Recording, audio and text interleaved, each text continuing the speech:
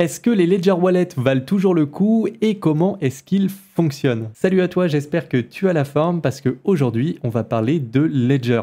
Ces derniers temps, j'ai de plus en plus de questions et ça c'est bien normal. Le marché des cryptos respire enfin de nouveau et en plus de ça, un Black Friday a lieu en ce moment et du coup, il y a quelques promotions intéressantes. Du coup, il n'en fallait pas moins pour que je reçoive plus de questions à ce sujet et je me suis dit que ça pourrait être bien d'en faire une vidéo pour réexpliquer déjà comment fonctionne un ledger et plus particulièrement un hardware wallet, répondre à tout un tas de questions qui sont très souvent posées et casser quand même certaines idées reçues. On va voir également pourquoi la plupart du temps c'est ledger qui est mis en avant sur les réseaux mais aussi par des influenceurs, des médias, etc.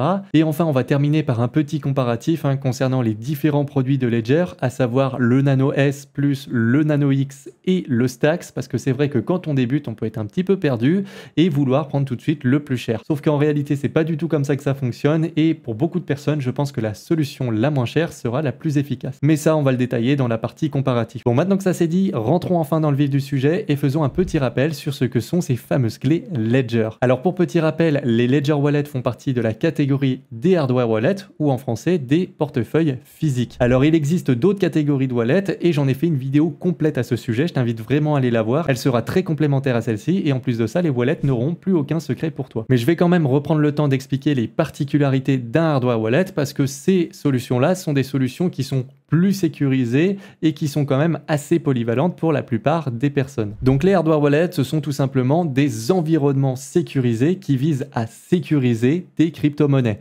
Alors j'insiste sur le terme sécurisé et non pas stocké comme certains le disent. En réalité, aucun wallet ne stocke des crypto-monnaies puisque celles-ci sont sur la blockchain. Les wallets vont viser à sécuriser les clés privées parce que ce sont les clés privées qui permettent de donner l'accès à des crypto-monnaies qui sont sécurisées par un wallet. Donc retiens bien ça, les wallets ne stockent pas les crypto-monnaies mais sécurisent les clés privées qui permettent d'avoir accès aux cryptos. Et justement, les hardware wallets font partie des solutions les plus sécurisées. Alors un bon hardware wallet, la plupart du temps, c'est deux choses, c'est un élément sécurisé et un software. Alors l'élément sécurisé, c'est ce qui va entre autres servir à stocker les clés privées et donc les sécuriser, tu l'auras compris, tout est dans le nom. Et le software, c'est un micro-logiciel, c'est un petit peu comme le Windows de l'appareil. Lui va servir à faire en sorte que justement les clés privées restent bien à l'intérieur de l'élément sécurisé. Alors bien sûr, ces clés privées, il faudra bien y avoir accès de temps en temps parce que l'utilisateur a besoin par exemple de signer des transactions et donc du coup a besoin de ces clés privées. Mais ce qu'il faut comprendre, c'est que le rôle du software, c'est de faire en sorte que les clés privées ne soient pas utilisées pour autre chose qui est prévu à la base. Alors il faut bien comprendre une chose avec les hardware wallets, c'est qu'ils sont plus sécurisés que les portefeuilles que tu vas télécharger par exemple sur ton ordinateur ou sur un téléphone. Pourquoi? Parce que tout simplement, les hardware sont conçus uniquement pour sécuriser des crypto-monnaies et rien d'autre. Alors que par exemple ton téléphone avec le système Android ou ton PC avec Windows par exemple, ils sont conçus pour faire plein d'autres choses, télécharger des applications, développer des programmes, etc. Donc forcément la surface d'attaque est bien plus grande et donc du coup c'est des risques potentiels en plus que tu n'auras pas du coup avec un hardware wallet. Bon, maintenant qu'on a fait tous ces rappels, ce qu'on va faire, c'est qu'on va répondre à certaines questions très récurrentes sur Ledger et on va casser également quelques idées reçues. Alors d'ailleurs, en parlant d'idées reçues, il y en a une qui revient très souvent, c'est de dire que les clés Ledger sont des clés USB. Alors je te laisse regarder par toi-même, tu vois bien, ce n'est pas vraiment une clé USB. Alors les Ledger Wallets peuvent s'utiliser avec le Bluetooth, mais la plupart du temps, c'est avec un câble USB-C. Alors une autre question qui revient très souvent également et qui est liée à une grosse idée reçue, c'est de se dire, qu'est-ce que je fais si je perds ou je casse ma clé Ledger? À ce moment-là, je vois beaucoup de personnes qui disent tu perds tes crypto-monnaies alors que pas du tout. Rappelons-le, les crypto-monnaies sont stockées sur la blockchain. En revanche, ta clé Ledger, ce qu'elle va sécuriser, ce sont tes clés privées. Donc si tu as bien noté tes 12 ou 24 mots, donc la fameuse seed phrase, tu vas pouvoir retrouver l'accès à tes clés privées et donc à tes cryptos. Donc si tu perds ou tu casses ta clé Ledger, aucun problème, tu peux en recommander une et réimporter ta seed phrase. À partir de ce moment-là, tu retrouveras tes cryptos. Tu peux également utiliser un autre wallet qui sera compatible avec ce format de seed phrase qui s'appelle d'ailleurs la norme BIP39, mais ça je referai une autre vidéo dessus parce qu'il y a énormément de choses à dire à ce sujet. Une autre question qui revient assez souvent aussi, c'est est-ce qu'il est indispensable d'avoir une clé Ledger? Alors certains vont te répondre que oui, mais en réalité pas du tout. Une clé Ledger, c'est juste une solution sécurisée en plus. Vois ça comme une assurance. Si tu as uniquement 100 €, 200 € de crypto, est-ce que vraiment pour toi ça vaut le coup de mettre autour de 100 € pour sécuriser tes cryptos? Je pense que tu auras ta réponse tout seul. Maintenant, c'est vrai que si par contre tu commences à avoir des sommes un peu plus grandes, plusieurs milliers d'euros par par exemple plusieurs dizaines de milliers ou voire même plus, alors là tout de suite la réponse va être un petit peu différente. Et même si tu es sur des montants encore plus gros, dans ce cas-là, il serait même intéressant de penser à d'autres solutions sécurisées en plus, comme le multisignature par exemple. Je rappelle également qu'il n'y a pas que Ledger comme solution de hardware, il en existe d'autres, hein. J'en ai présenté pas mal sur cette chaîne et je vais continuer à en présenter. D'ailleurs, le prochain, c'est celui-ci, c'est le Keystone Wallet.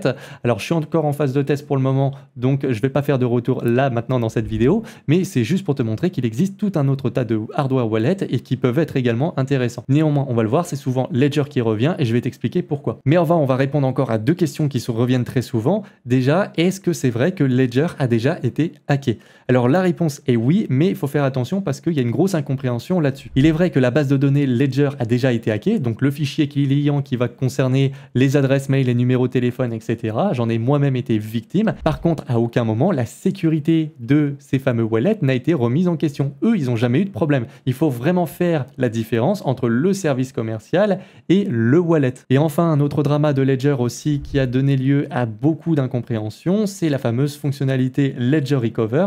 Il y a beaucoup de personnes qui se demandent si cette fonctionnalité permet à Ledger d'avoir accès à notre seed phrase.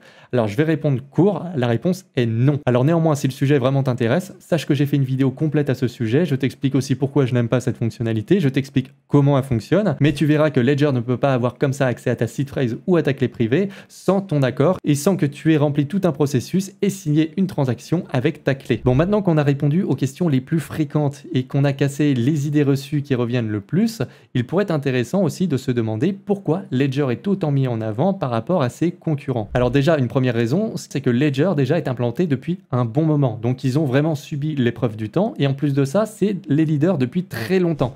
Donc ça renforce encore une fois ce sentiment de sécurité étant donné qu'il n'y a jamais eu de problème encore une fois avec le wallet. Ledger est aussi une des solutions les plus polyvalentes, ça s'utilise sur PC, sur smartphone, Android, iOS, c'est présent partout. Il y a énormément d'intégrations possibles avec d'autres wallets comme par exemple MetaMask, Rabby, etc. Donc ça veut dire quoi? Ça veut dire que tu peux utiliser l'interface de ces wallets là mais en bénéficiant de la sécurité d'un Ledger. Et en plus de ça, comme si ça suffisait pas, maintenant tu as plein d'applications décentralisées comme par exemple OneInch. Quand tu vas vouloir connecter un wallet, tu as directement la solution Ledger qui est proposée. Donc en fait, quand tu utilises des Ledger Wallets, ce qui est très bien, c'est que tu vas pouvoir les utiliser quasiment partout. Et en plus de ça, en parlant de polyvalence, c'est un format qui est très discret. Je veux dire, regarde, ça a l'aspect d'une clé USB, donc forcément, tu peux l'emmener partout et on pourrait pas croire comme ça, à moins que tu aies quelqu'un qui connaisse, qui soit à côté de toi, mais je veux dire, on n'a pas l'impression que derrière, tu peux sécuriser avec ça plusieurs millions d'euros sans problème. Un autre aspect très important pour moi, c'est que mine de rien, la solution du Ledger Wallet, c'est une solution qui est très complète, mais qui est également très accessible pour les débutants. Ce que je veux dire par là, c'est que tu peux tout faire avec leur outil Ledger Live, hein. Donc c'est très simple de faire des mises à jour.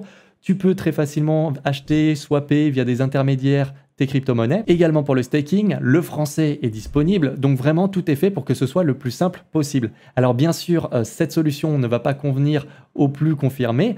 Cependant, comme je l'ai dit, tu peux utiliser ton wallet Ledger sur d'autres wallets comme MetaMask, Rabby. Tu peux utiliser également ta clé Ledger directement sur des applications décentralisées.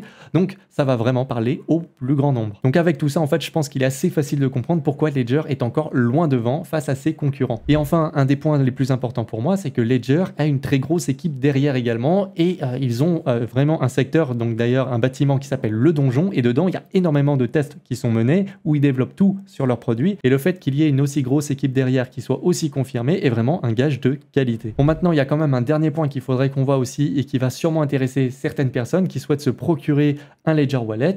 Quel produit prendre? Parce qu'il y en a trois, il y a le Nano S+, il y a le Nano X et maintenant il y a le Stax. Lequel est le meilleur? Alors, je ne vais pas te détailler tous les points, je te mets un lien en description pour avoir accès à tout un comparatif qui est directement sur le site Ledger. Alors, je vais quand même résumer la chose pour essayer de t'orienter simplement sans que tu te prennes la tête pour autant. Alors, ce qu'il faut savoir, c'est que le Ledger Nano S+, en fait, va plutôt convenir à une utilisation qui va être sur ordinateur. Pourquoi? Parce que dedans, il n'y a pas de batterie, donc pas de Bluetooth, et donc du coup, ça va être plus difficile à synchroniser avec ton smartphone.